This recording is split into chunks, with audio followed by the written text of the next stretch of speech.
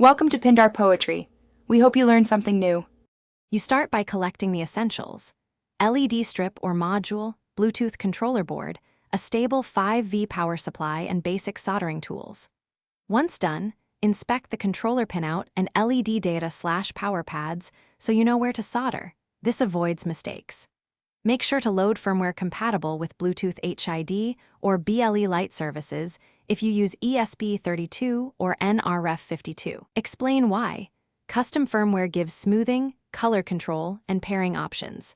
From here, you now solder the power and signal lines, V+, GND, and the LED data/control pins, keeping joints clean and insulated. Once connected, flash the chosen firmware and configure the Bluetooth service, color profiles, and pairing mode. This step defines how apps or remote controls will talk to the light.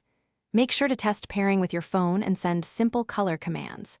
If you expect higher current, add MOSFET drivers or level shifters now to protect the controller and ensure reliable brightness control. You finish by mounting the LEDs and controller in their enclosure, securing wiring and adding heat sinking where needed. Test full brightness and all color ranges so PWM timing is valid. Once done, calibrate color profiles and check for flicker across duty cycles.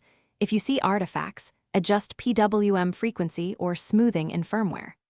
If the light won't pair, try this key troubleshooting tip. Reset the controller, reflash the firmware, and confirm BLE advertising with a scanner so you can isolate hardware versus software faults.